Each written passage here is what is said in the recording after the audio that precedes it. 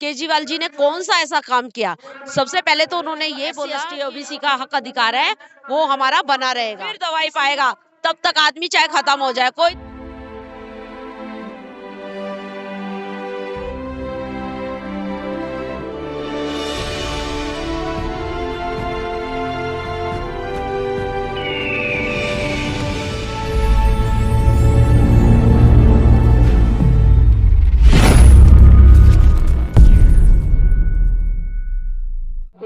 जय भीम नमो बुद्धाय। मैं सुमन बौद्ध और आप देख रहे हैं एसपी लाइव 85। इस वक्त हम है रामलीला मैदान में और यहाँ पे आप देख सकते हैं कि विशाल रैली आयोजित कार्यक्रम किया गया है। याचना नहीं अब रण होगा।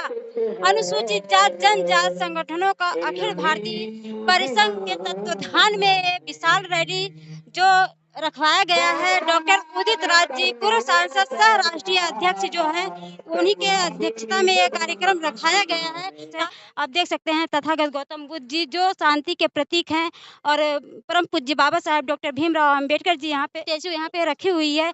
आप देख सकते हैं जितने भी हमारे महापुरुष हैं सबकी यहाँ पे पुस्तक जो है कि बेची जा रही है, ताकि ये पुस्तक इसलिए बेची जा रही है कि हमारे जितने भी दूर दराज से जो नहीं जान रहे वो इस पुस्तक को खरीदे और पढ़े इसको और अपने महापुरुषों के बारे में जाने और समझें कि हमारे महापुरुष कितने त्याग और संघर्ष करके हमारे लोगों को इतना आगे बढ़ाएं। और हमारे साथ कुछ लोग हैं यहाँ पे, भाई भी हैं और बहन भी हैं। तो मैं जानना चाहूंगी ये जो विशाल रैली रखी गई है डॉक्टर उदित राज जी के माध्यम से, ये किस लिए रखी गई है कार्यक्रम? देखिए, मेन तो मुद्दा ये आता है कि ये जातिवाद का नहीं है, ये सभी के लिए है, ठीक है? और हर वर्ग दलित है जो गरीब है, ठीक है? उसको अपना हक नहीं मिल रहा है। आज नौकरियां नहीं मिल रही हैं कहीं पे भी, ठीक है? मैं भी एक एनडीएमसी से निकाला हुआ हूँ जो कि टीएमआर हूँ, 7 साल दे चुका हूँ, लेकिन मुझे भी नौकरी नहीं है। मैं ये पूछना चाहता हूँ सरकार से कि आप ये बताइए, जब कोविड का समय था हमसे नौकरी कराई गई और जो बीमार लोग थे, कोविड थे, और वो जब हॉस्पिटल से ठीक होके निकला तो सरकार ने उनको बहुत-बहुत धन्यवाद करा, उनको बधाई दी कि ये सम्मान के पात्र हैं। हम इलेक्ट्रीशियन, पानी वाला, प्लम्बर, सफाई वाला, जितने भी कामगार हैं, ठीक है? उनको उन्होंने कहा कि इनका बहुत-बहुत धन्यवाद, क्योंकि इन्होंने इस कोविड के अंदर सभी का सम्मान किया और सभी के साथ ऐसी बीमारी में निकल के काम किया, जबकि लोग बाग सब अपने घर में थे। तो मैं ये पूछना चाहता हूँ, जब हम लोगों का इतना बड़ा सम्मान किया गया, तो हम लोगों को नौकरी क्यों नहीं है? मेरा कहना तो यही है कि सबसे पहले रोजगार होना चाहिए। भगवान रामचंद्र जी के टाइम में भी नौकर रहा करते थे और आज की डेट में नौकरियां क्यों नहीं है? कितनी देखो महामारी आ गई और कितनी क्या कहते हैं, सुनामी वगैरह आती हैं, सरकार सब झेल लेती है। तो मैं पूछना चाहता हूँ, सरकारी नौकरियों से ही क्या ऐतराज और क्या एलर्जी है? मैं ये चाहता हूँ सरकार तक बात पहुँचे कि सभी को नौकरी क्यों नहीं दी जा रही है? आगे जो बच्चे पढ़ रहे हैं वो क्या करेंगे अगर जो उनकी सर्विस नहीं मिलेगी? तो मैं तो यही चाहता हूँ कि रोजगार बढ़े और सभी को सरकारी नौकरी, जो एग्जाम पास करता है उसके लिए नौकरी, और जो मेहनत कर रहा है सभी को नौकरी मिले। नहीं तो अन्यथा पढ़ाई का क्या मतलब है? ठीक है जी। जी हमारे साथ बहन भी है। बहन क्या नाम है आपका? मेरा नाम पूजा उज्जैनवाल है और मैं एनडीएमसी में कच्चे कर्मचारियों के लिए संघर्ष कर रही हूँ। ये जो विशाल रैली रखी गई है क्या कहेंगी इसके बारे में? क्या लोगों को संदेश देना चाहेंगी कि ये जो विशाल रैली रखी गई किस मुद्दों पे रखी गई? जो नया संसद बन रहा है, वो बाबा भीमराव अंबेडकर के नाम से हो और हमारा संविधान बचा रहे। संविधान होगा तो रोज़गार भी होगी, नौकरी भी होगी और क्या कहते हैं हर चीज़ें बची रहेंगी। जो आज सरकारी स्थल बिक रहे हैं और मज़दूर रोड पे हैं, ना ही तो लोगों को नौकरी मिल रही है और ना ही रेहड़ी-पटरी पे काम कर पा रहे हैं। तो ये संविधान के खिलाफ चल रहा है। इसके लिए हमें एकजुट होना ही पड़ेगा। तो क्या लगता है कि ये विशाल रैली रखने के बाद जो पार्लियामेंट का जो नाम बदला जा रहा है, क्या लगता है कि ये मतलब रुक जाएगा?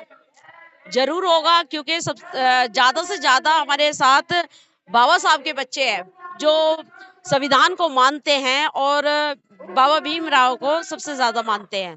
और जो लोग इसकी निंदा करते हैं, वो लोग पूरे देश को बेचना चाहते हैं और हमारे रोज़गार को बेचना चाहते हैं। जैसे विदेशी कंपनियों का टेंडर पास हो रहा है और हर चीज़ जो है हमारे खिलाफ ही जारी है।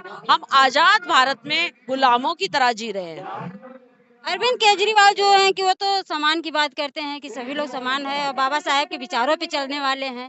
देखो, कहने और करने में बहुत फ़र्क है। आप मुझे ये बताइए कि केजरीवाल जी ने कौन-सा ऐसा काम किया? सबसे पहले तो उन्होंने ये बोला कि मेरी पार्टी आएगी तो हम लोग जो सरकारी स्थल पे चाहे ठेकेदारी पे काम कर रहा है, हम उन्हें परमानेंट कराएँगे। पता नहीं कितने सालों से कह रहे हैं, कितने सालों से कह रहे हैं कि गंगा जी साफ कराएँगे, कुछ भी तो नहीं कराया। ये सिर्फ़ बक-बक करने वालों में से है। करेंसी नोटों पे लक्ष्मी और गणेश जी का फोटो लगवा रहे हैं। लक्ष्मी जी हमें खाने को देगी, गणेश जी खाने को देंगे, कोई खाने को नहीं देगा, हमारी मेहनत खाने को देगी। और जो हमारे हमारे बाबा साहब की संविधान है, उसके अनुसार हम लोग कार्य करेंगे और हमारा जो एससी, एसटी, ओबीसी का हक अधिकार है, वो हमारा बना रहेगा। इसलिए हम आज यहाँ पहुँचे हैं। आरक्षण को खत्म किया जा रहा है, क्या कहेंगे इस? देखिए, हम लोग बहुत पीछे हैं, पिछड़ गए हैं, तो हमें आरक्षण चाहिए ही चाहिए। अभी हम लोग बराबर नहीं हुए हैं, ना ही हमें लोन नौकरियाँ बराबर मिली हैं, ना ही हमारी ज़मीनें बराबर हैं। हमारे पास है क्या? रोज़गार तक नहीं है। तो आपने आरक्षण खत्म होने का मतलब है कि हमें फिर से वहीं आ जाना है, वही सब कुछ चलेगा कि हम ना ही तो सरकारी नौकरी मांगेंगे और ना ही घरों में रहेंगे और ना ही अपने साफ सुथरे वातावरण में रह पाएंगे।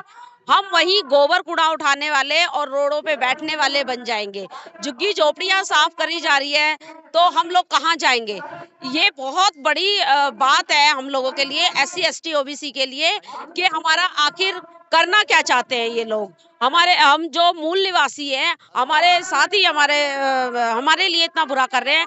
हमारी जीएसटी और हमारी वोटों से जो लोग सीट पे बैठते हैं, वो हमारे पेट पे लात मारते हैं और हमें दोबारा मुड़ के भी नहीं देखते। ये बहुत गलत बात है। इनको ये समझ जाना चाहिए कि अगर हम अपने दाल चीनी आटे में से पैसे कटाते हैं, जीएसटी देते हैं, तब तुम्हें रोटी मिलती है, तब तुम्हें तनख्वाह मिलती है, तो हमारे साथ बुरा ना हो। वरना एक दिन ऐसा भी आएगा कि हम लोग सबसे ज्यादा बाबा साहब के बच्चे हैं। एक दिन ऐसे होगा कि तुम्हारी पार्टी रखी रह जाएगी और इनकी एक नई पार्टी बन जाएगी। पार्टी की बात कहीं तो अभी एमसीडी का चुनाव चरम सीमा पर है। क्या कहेंगी इसको, किस नजरिए से देखती हैं, किसकी जो है कि इस बार आ रही है? मैं हमेशा जाती हूँ, निर्दलियों के साथ जाती हूँ। जो निर्दलीय उम्मीदवार खड़े होते हैं, वहाँ कैंपेन भी करती हूँ, वहाँ नारे भी लगाती हूँ, क्योंकि ये जितनी बड़ी पार्टियाँ हैं, ये या तो देश बेचेंगी या नशा बेचेंगी। हमारे बच्चों को कभी बढ़ने नहीं देंगे। हमारे बच्चों को हर तरीके से मारा जा रहा है। या तो स्कूल, कॉलेज आजकल बंद हो रहे हैं, हॉस्पिटलों में इलाज नहीं है। अगर किसी के पास पैसा नहीं है, अगर वो सरकारी अस्पताल में जाता है, तो इमरजेंसी में उसको एक गोली देके भगा दिया जाता है। और दूसरे दिन अगर वो ओपीडी में जाता है, तो वहाँ 200 की लाइन में लग के पंजीकरण कराएगा, पर्ची बनवाएगा, फिर डॉक्टर को दिखाएगा, फिर पंजीकरण कराएगा 200 की लाइन में लग के, फिर दवाई पाएगा। तब तक आदमी चाहे खत्म हो जाए, कोई देखने वाला नहीं है। और ये सबसे बड़ी बात है कि जो झुग्गी झोपड़ियां है, उसमें ना ही पानी दिया जा रहा है, और जो फ्री के नाम पे है, असल में जो हमारा लोन पास होता था एससी का, एसटी का, उसको खत्म किया जा रहा है। उसको हमें ना देकर उसको फ्री का नाम लिया हुआ है। लेकिन जो फ्री का नाम लिया हुआ है, उसमें जो डीटीसी वाले हैं, वो आए दिन इनको कोसते हैं, आए दिन इनको धरना देते हैं। और दिल्ली में और भारत में हर जगह धरना दिया जा रहा है कि किसी को कोई हक नहीं मिल पा रहा, किसी को कुछ हक नहीं मिल पा रहा। और ये बहुत गलत बात हो रही है, और बहुत हमारे जो मूल निवासी है, उन्हीं के पेट पे लात मारी जा रही है, उन्हीं के साथ बुरा किया जा रहा है। ये गलत बात है, ये नहीं होना चाहिए। ये हम अपने बाबा साहब के बच्चों को जगाने का प्रयास कर रहे हैं इस वक्त।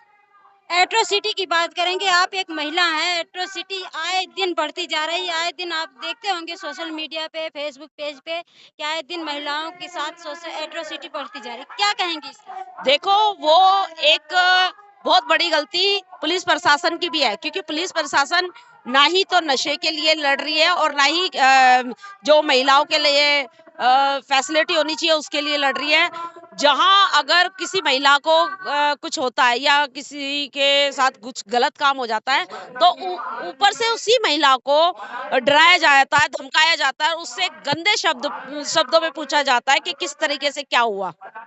ये बहुत गलत बात है और ये जो सत्ता में बैठी है पार्टियां, ये इन पे जोर नहीं डाल रही है। और जैसे पहले चलता था या चलना चाहिए, इन पे प्रेशर होना चाहिए कि भाई उनको हर चीज की फैसिलिटी चाहिए।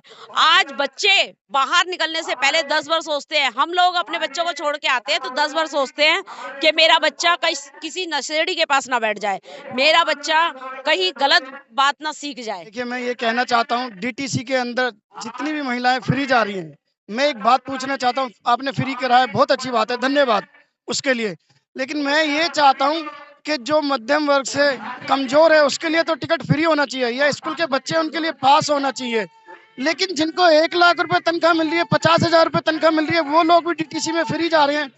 क्या ये सरकार ने सोचा है? और जो बेचारे गाड़ी चला रहे हैं, ड्राइवर बैठे हैं, कंडक्टर बैठे हैं, उनको पक्का करने के लिए या उनकी तनख्वाह बढ़ाने के लिए कुछ नहीं सोचा? वो जनता नहीं है क्या? मैं जो आया हूँ, मैं यहाँ किसी राजनीतिक के लिए नहीं आया हूँ। मैं एनडीएमसी में टीएमआर वायरमैन की पोस्ट पे था, आज मेरी सर्विस नहीं है। मैं अपने हक के लिए आया हूँ, मैं किसी राजनीति के लिए नहीं आया हुआ हूँ। क्या मैं पूछना चाहता हूँ, जो मैं बातें बोल रहा हूँ क्या गलत है? आप ये बताइए, ये सरकार तक बातें जानी चाहिए। क्या आप ये बताइए, हमें सब चीज फ्री चाहिए? हमें फ्री नहीं चाहिए, हमें काम चाहिए। हम अपने आप किराया दे देंगे। दूसरी बात ये है कि हमें सिलेंडर जो है, हमें फ्री नहीं चाहिए। हम गैस अपने आप भरवा लेंगे, सिलेंडर भी खरीद लेंगे, लेकिन हमारे पास रोजगार ही नहीं होगा। आज तो हमें फ्री मिल गया, कल को हम भरवाएंगे कहाँ से उसको? खत्म होने के बाद में हम फिर वो ईंधन चलाएंगे। बिजली का बिल भी देंगे और स्कूलों की फीस भी देंगे। जो ये लोग स्कूल बेचे जा रहे हैं, ये गलत है। अभी हरियाणा में 600 स्कूल बेचे गए हैं बीजेपी की सरकार में। क्यों? और ये देश बेचना इन लोगों का एक मकसद बन गया है कि देश को बिल्कुल कंगाल करके छोड़ना है इन्होंने। आज की डेट में किसी गरीब आदमी के लिए एजुकेशन का कोई समर्थ नहीं है, क्योंकि हर जगह टेक्नोलॉजी से पेट कोई बढ़ता है। पेट तो काम करने से बढ़ता है ना। जब नौकरी होगी, पक्की सरकारी नौकरी होगी, तो अपने बच्चों को अच्छी एजुकेशन भी देगा, घर का खाना भी देगा, हर चीज जो है। शिक्षाएं ही तो रोकी जा रही है, शिक्षाएं ही तो रोकी जा रही है। शिक्षाएं तो रोकी जा रही है। आप देखो ना, स्कूल हरियाणा में कितने स्कूल बेच दिए।